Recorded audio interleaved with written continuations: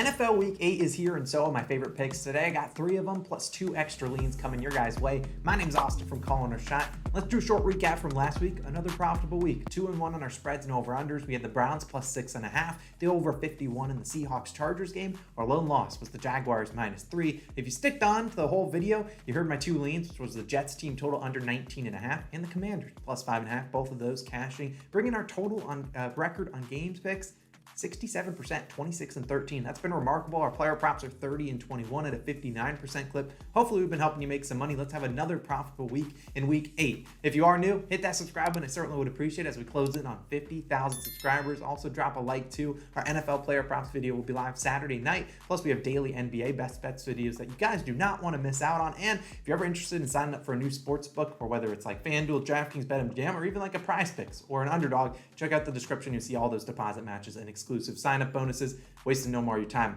First pick of this weekend, going with the Colts, -2.5, which is currently -120 on FanDuel. This line could go to -3, and I'd probably play it there, but as we know, a lot of games do tend to end on that, 3 number, so I think getting that 2.5 is pretty important. Now, the Colts play host to one of the hottest teams in the NFL.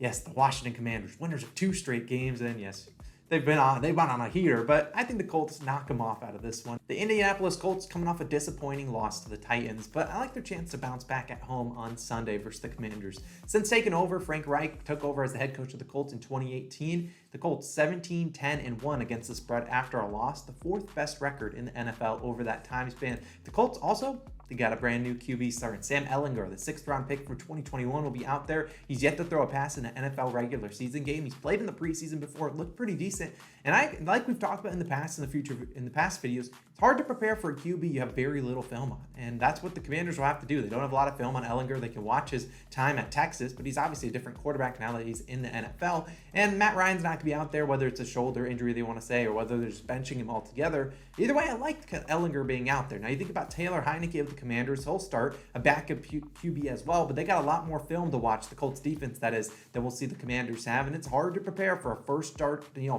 for a QB like Ehlinger will be. And ultimately, Matt Ryan wasn't that good. Ehlinger can't really play too worse than Matt Ryan was playing, and he's an agile quarterback. He's not a guy that's going to sit in the pocket and he's either getting sacked, throwing it away, or throwing an interception, or completing a pass. He can actually run and make some plays, and that's what I think the Colts are looking for. They need a guy that can go out there and make some plays. The Colts don't need the Patrick Mahomes of the world. This is a very talented roster from top to bottom. They need a game manager, and Matt Ryan was not that this season. Matt Ryan, 9 interceptions, 3 fumbles lost. He had like 9 total fumbles, 12 total turnovers. You can't win a lot of football games turning over the ball that much, and that's just from one player, not other guys fumbling it. The Colts were 2-0 this season when Matt Ryan committed 1 or fewer turnovers. So I'm not asking Ehlinger to go out there and have a masterclass, absolutely be the next Patrick Mahomes or Josh Allen, but he's certainly capable of being pretty good. He's made some good throws. He's got a lot of talented pass catchers out there. And hopefully they can lean on the run game with Jonathan Taylor and a very good Colts defense. I think that's enough to beat the Commanders. Give me the -2.5. Now, let's move on to my second pick for this weekend. Lions plus 3.5, -120 on FanDuel versus the Dolphins. Now, I know a lot of people in the comments probably won't like this one. And speaking of the comments, go drop below your favorite pick that you like for this weekend. I did buy a half point. I do see a couple books at 3, but like I did with the Colts, a lot of games might end on the 3 number. I'd rather be a winner than get a push. Now, let's talk about this, because I think the Dolphins money line is going to be the parlay leg that fails for a lot of people. I think people are just going to chuck the Dolphins in there and be like, oh, they beat the Steelers. Let's throw them in there. We're playing the Lions. And no chance the Dolphins lose to the Lions. Lions are 1-5, and they lost their last 2 games by a combined score of 53-6.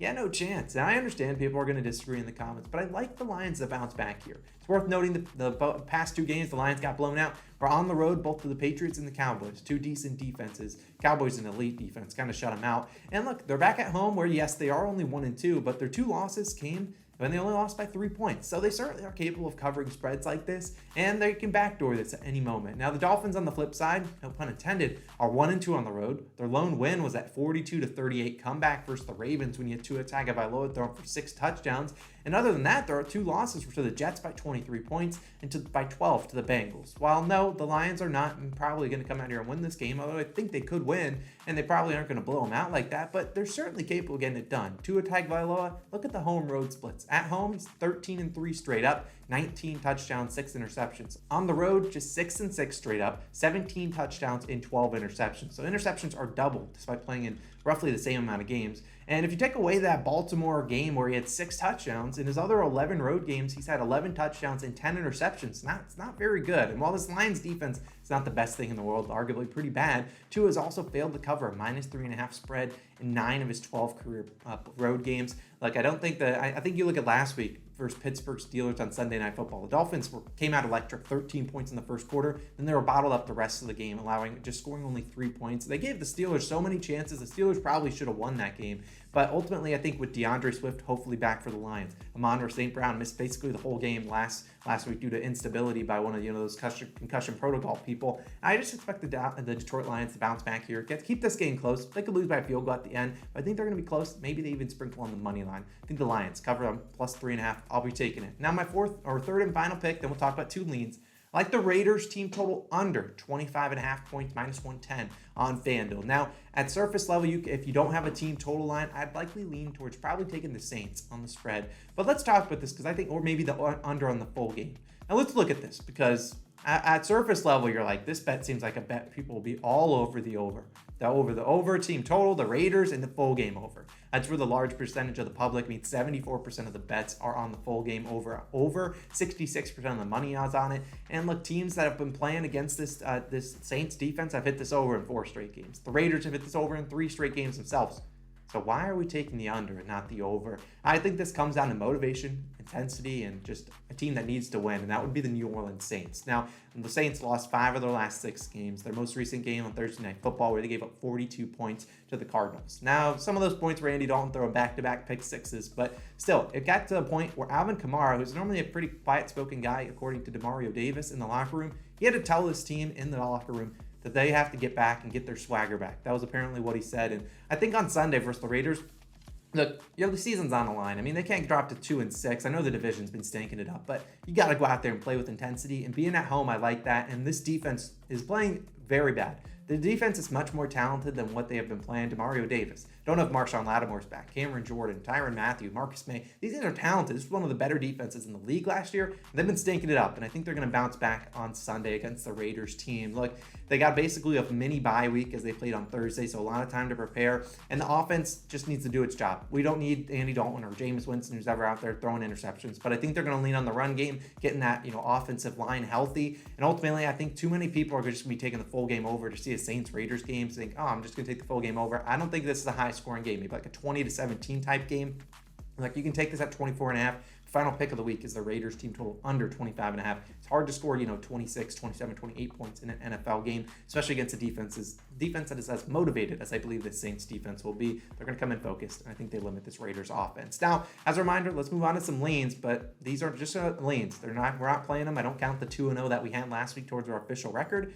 I want to talk about some more games, give you guys kind of where I'm standing on them. We'll start with this one. It's the Seahawks. I'm taking the -3 as they take on the Giants. Now, they're at home, and you can look at it, yes, we faded the Giants, and people probably, I don't even hate the Giants. I just think they're not handing out free money once again. I like seeing the Giants win. It's cool, but I just don't think they hand out free money. They gave out free money on the Jags last week against the Jaguars, and Jags had their chances to win that game, but the Seahawks are an offense that can get it done. I know they're down DK Metcalf, but with Tyler Lockett and Kenneth Walker running the football, I think they can do it. You saw Travis Etienne have a good game versus the Giants front last week, 8 yards per carry, I believe 114 rushing yards. Now Kenneth Walker can do just the same. He's elite, and the Seahawks defense quietly turning it around. They only gave up 9 points to the Cardinals 2 weeks ago, gave up 23 to the Chargers last week, but that was with a garbage time touchdown at the end. And maybe they give out free money on the Giants. I just don't see it happening. They're traveling across the United States, one of their first road game, second road game, third road game of the year. Seahawks team that it's hard to play in front of their crowd.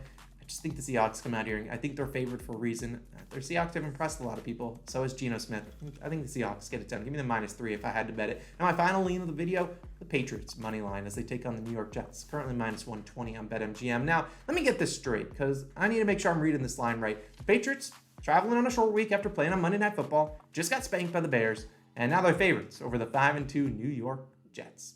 Yeah, I think I got that all right, and I think they're favored for a reason. Why? Well, the Patriots have owned the Jets. I know, as the Jets pennant hangs behind me in glory, they've lost 12 straight games to the New England Patriots. Now they're down Breece Hall, their elite running back. Now they're down Elijah Vera Tucker, their elite, offensive guard. Those are two of their best and most consistent players they've had on offense this season. I know they traded for James Robinson. He's not going to be Breece Hall. Sorry to break it to the Jets fans. And Zach Wilson, you haven't looked impressive over the past 2 weeks. 121 and 110 passing yards, not going to get it done. Look, he hasn't thrown really any interceptions, but he hasn't done anything to move the ball. It's really just been Breece Hall getting it done, and then the defense playing pretty well. And ultimately, Bill Belichick has had Zach Wilson's number.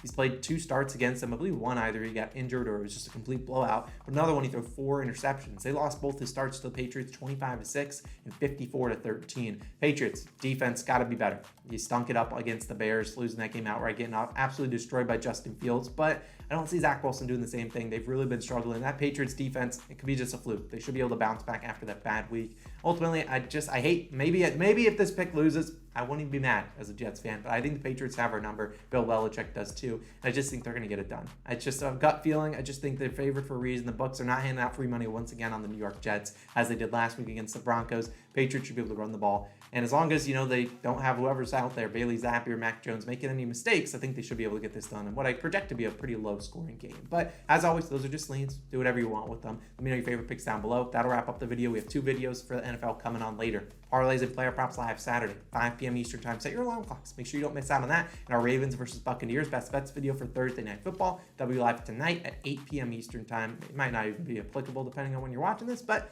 let's have a day. Let's have a weekend. We'll see you guys in the future videos. Peace out.